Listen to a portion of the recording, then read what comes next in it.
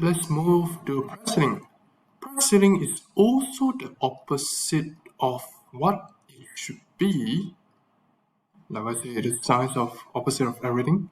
Right, ceiling is actually on top. However, in price ceiling, it's actually below. It's actually below equivalent price. Do note that price ceiling is actually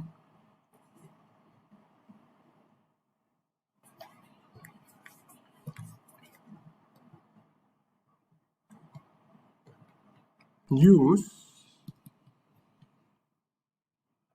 to protect the consumers this time. Right? So, the most popular example recently, which is not really recent at like during March 2020 when there's a lockdown, suddenly the face mask increased price by a lot due to shortage. Right?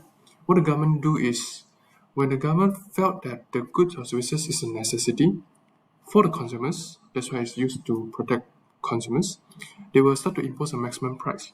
Maximum price is also known as the price ceiling, is basically below the equivalent price, right? Initially, I remember the 3-ply in retail price can sell for 150 and 280 ringgit.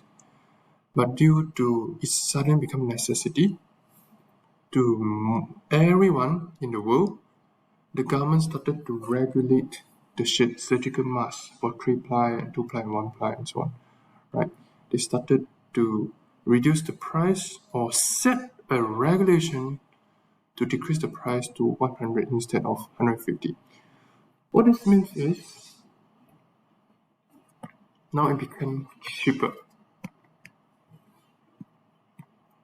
right? So this demand is supply, and this is initially the face mask. The 3-ply is selling for 180, but because the government wanted everyone to buy,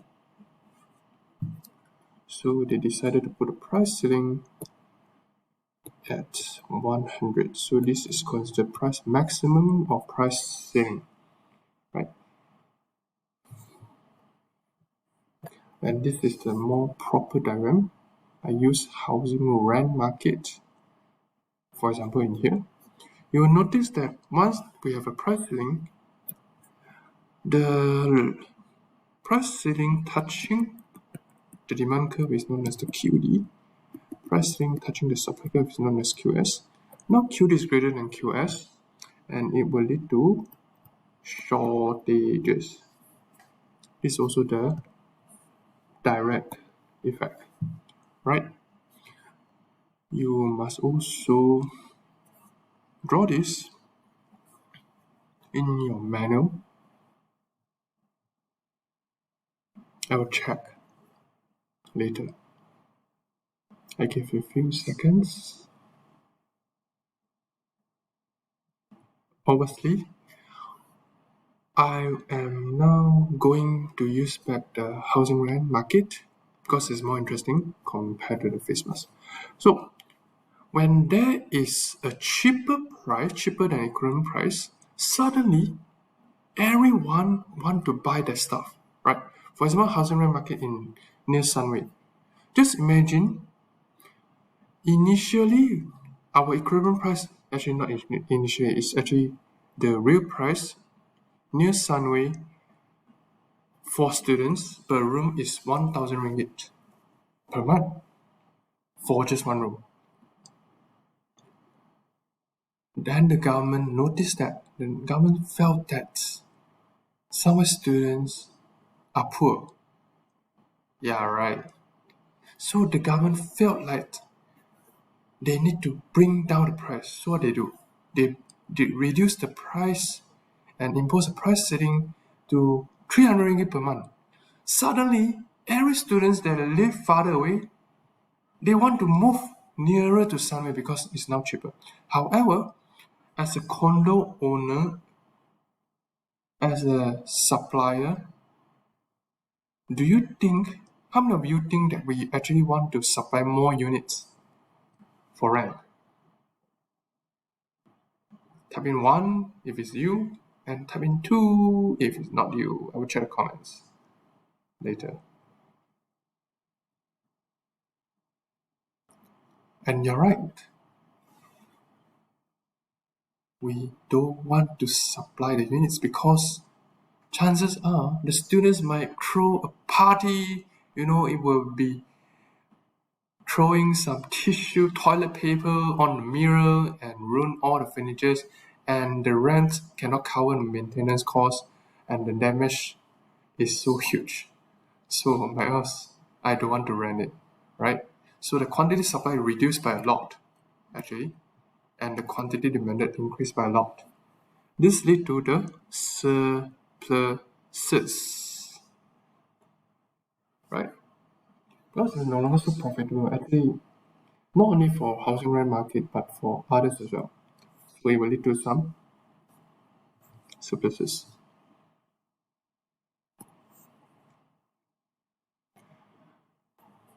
So I will still share with you how do we write a direct effect. Referring back to the diagram, the equivalent price for housing rent is PE, equivalent quantity is QE, right? Referring to here, you can see that my P is 180, my Q is something that I did not label. Notice that in here, P and Q is no longer so important for labels, right? What we want to find out is actually whether you know where to draw the maximum price and QD and QS or not. However, the government feel that housing rent is too expensive for citizens.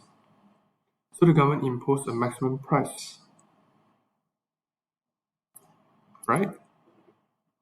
So the government imposed a maximum price. And this maximum price lead to the housing rent become cheaper. No, normal people can afford to rent a house. But this creates another problem, which is the shortage problem.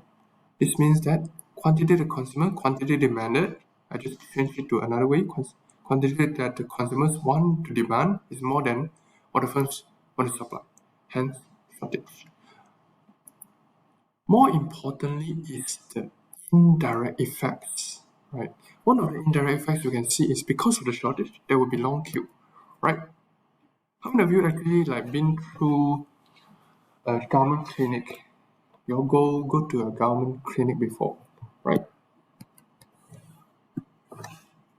Type in yes in the comments, in the YouTube comments, if you've been to a government clinic, type in no. And if you type no, why you don't want to go to the government clinic? So imagine this is the government medicine or clinic service, medical service, something. They set the price too low. How many of you actually know what's the price for seeing a doctor and getting the medicine, which is not a low quality medicine? It's actually just RM1, right? Because of this RM1, that if you go to private hospital or you just buy it from pharmacy, the equivalent price is that high, 30 to 40 on average, or some can cost you a few hundreds, right? So it creates a very huge shortage. And if you happen to be visiting a government clinic, which I say we are blessed because we have this heavily subsidized or very, very low price, we have to wait for a long time, right? 2 to 3 hours if you just want to look at a nurse and just want to find a nurse. Maybe 4 hours if you want to see a doctor, right? Also depends on which type of doctor you want to look for. So this is a long queue, right? And this is mostly used for most planned economy. Government control a lot of the products, the staple products, right? Not only for that housing rent, not only for medicine, but also for education, for rice, for salt, for sugar, for all these petrols and all these necessities as well, right? And because of that, they always have this problem of long queues. One method or one solution government can do is again using quota rationing, means one consumer can only buy one box, one packet, 1 liter, example, right? In fact, we also have quota system in Malaysia for cooking oil. There was once where one consumer can only buy 5-liter cooking oil because it's heavily subsidized, right? This is how they solve the long queue problem, right? Another indirect effect is underground market again. As you can see that regardless of the price floor or price ceiling, we will have this underground market problem, because there will always be someone that's not willing to wait. That a higher income group, they're not willing to wait. I earn billions. Do you expect me to stand in a queue? Where should I put my face? Do you get me? Where should I put my face? What if the reporter show that I'm waiting for bread? Oh my God. So what should they do? Right? They are willing to pay higher. Right? Another typical thing in Malaysia can be the organs. Right? In fact, we are very famous for organ or human trafficking. Right? So just imagine this is whatever organ that you want. If you don't know it's organ, obviously it's not a musical instrument that I'm talking about. I'm talking about the liver, the intestines, right? Your eyes, your nose, all these organs, right? Good thing is you will be in waiting list. If you happen to be a millionaire, billionaire, your grandmother falls sick, right? And you have to be in the waiting list. Are you serious? Are you kidding me? What if they pass away? Where should you put your face? So what do? They buy organs from the illegal market. Where should they buy? Obviously, they will buy higher than the maximum price and lower than the current price. Otherwise, it doesn't make sense, right? They are willing to pay more, and similar to the suppliers of organs, the mafia, the gangsters, the underground market, they're willing to supply, obviously. Otherwise, why do they even want to cut off people to get an organ in the first place if it's not higher than the regulated price, right? There are also medicine that is lost in the government clinic because they sell it to individuals, right? Another example recently is the COVID-19 vaccine. COVID-19 vaccine, a lot of the nurse or the assistants, they injected an empty jab in our body. Then they take the real one and sold it to the illegal market. They sold it to the factories, the private firms that take care of the expatriates or take care of the authority, the higher ranking employees or even the employers itself, right? So this is all the illegal market. In fact, don't think that housing don't have illegal market, right? In Hong Kong, I was updating. In Hong Kong, we have one known as the coffin house, right? This is how they live. This is their entire room, their living room. They can only afford to rent this space, right? The kitchen, their bedroom, their study room, everything, and this can be the toilet together with the kitchen. So this is known as the coffin house, and there are too many illegal coffin house in the Hong Kong that the Hong Kong government have no idea how to solve this problem, right? Because why? Because the current price is too expensive in Hong Kong. The rent is too expensive, right? They have a five figures rent to pay that many cannot afford if they are just working part time or they just have a normal job, right? So what they do? They still have to survive. They have to have a shelter. So they rent this illegal house. So there's a demand, there's a supply, and this leads to this illegal market. In Japan, there's a borderline. It's not considered illegal yet. We have the Japanese cyber cafe home as well. I can't remember what's the exact term they use. Right? It's known as the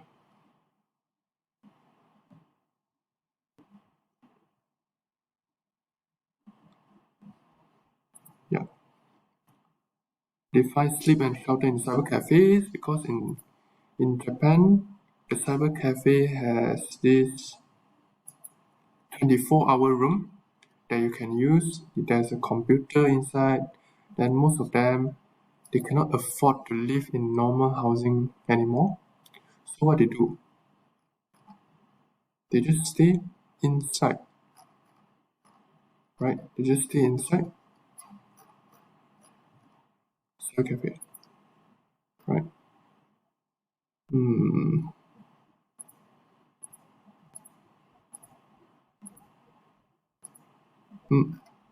I don't know is it right, but anyway, you get the idea. So they will put all their shoes outside, right? Put all their shoes outside, and then they will share the cyber cafe bathroom, and then they can even order food from the counter itself, and then they just say that yeah, this is what I meant, right? The entire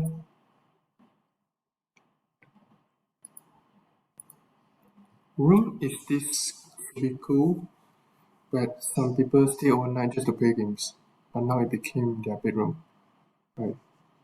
So it's that pity, right? So I already gave you many examples on that maximum price. Hopefully you can use one or two, or hopefully it resonates with you, right? Direct, indirect. And last part is about the solutions for the shortage. Again, government, when they see there's a problem, they give a solution, but this solution will create another problem. That's why government is always there, right? For this one, it will be the opposite, right? It will be opposite. Which one should I use? Right.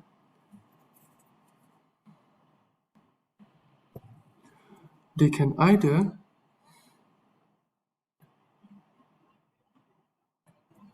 increase the supply or discourage the demand to close the gap, right? To close the shortage. So they can be seen here. Encourage supply. First method of encourage supply is to give subsidies. Giving subsidies, as you may or may not know, subsidies will influence the supply curve. It will shift the supply curve to the right. As for housing rent, they might give subsidies to the owners to provide more housing, right? Another example in Malaysia is they give developers a land, right? So the developers they can charge a lower housing. This is not about rent, but the housing market, the property market, to the first-time home buyers, right? So they give this land to the developers straight away, and then this is considered subsidies. Second, it can be releasing surplus stocks. Maybe they accumulate a lot of stocks when they were imposing the minimum price previously, right? Or they confiscate a lot of products for those who do illegal activities. Now they have this warehouse, then they start to release the stocks. Obviously not the agriculture products because it may be already having maggots inside. It's more like towards the rice. That's something that can be kept for a long time, right? They just release something that they previously accumulated from their government warehouse. The third thing that they can do is to directly increase output, right? Directly increase output. Other than giving this land to the property developers, right? They also build their own, but they still ask the developer to help them to build the Prima house in Malaysia, right? PR1ME, right? They ask the developer to help to build, then they also try to increase. Or for the normal commodities, it will be they will have to build their own factories to manufacture. Or rumah, Selangorku, right? All these different housing for people. This one is for first-time home buyer, right? So there are many type of different ways to solve the inefficiency. Alternatively, they can actually choose to discourage demand. Now, they will ask the consumers to consume substitutes, right? Instead of renting the house, why don't you buy a house? Instead of eating white rice, why don't you eat brown rice? Because brown rice is healthier. Wouldn't you agree? So it will discourage the demand for rice, for example, right? Instead of organ is too much. Not going to use organ. Instead of government clinic, maybe you can try private clinic if you can afford, right? Instead of pumping RON 95 petrol, those who are rich, you should pump RON 97. It's better for a car, right? There are many ways to try to discourage them from consuming something that they subsidize or they charge maximum price for, right?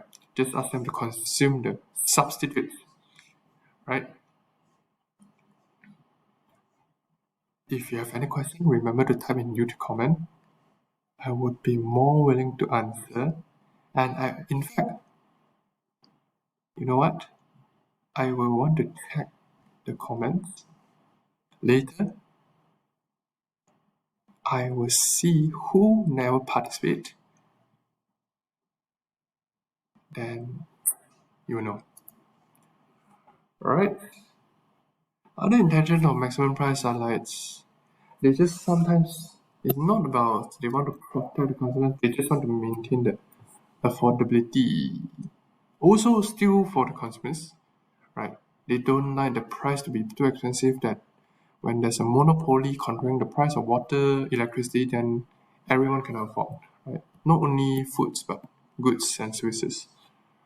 Second thing, sometimes due to some macro factors like inflation, the price will be volatile. It will be gouging, going up and down, right?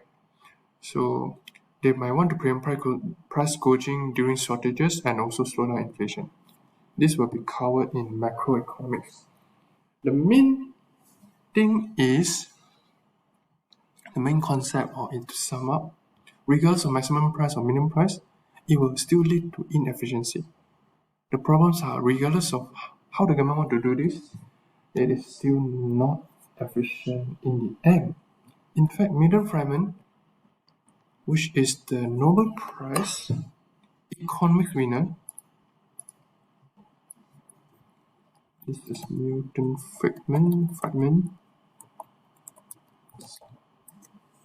He said, right, Milton Friedman said, right, we economists don't know much, but we do know how to create a shortage. If you want to create a shortage of tomatoes, for example, just make a law that retailers cannot sell tomatoes for more than 2 cents per pound, instantly you will have a tomato shortage. It's the same for all the other products, oil or gas and other products. So the government is currently creating a shortage. We have a labor shortage problem. No, that's more towards the labor, right? We have the shortage problem, we have the chicken shortage problem, and we have so many commodities that's having a shortage problem. due to government simply plus a law, right? This can tell that government is actually not very efficient. Right. I purposely shorten my recording. This is considered two recordings, which is around half hour each, so that you still can pay attention and not losing focus. I'll see you next time. Here is Corbin or Nathan signing off. Ciao.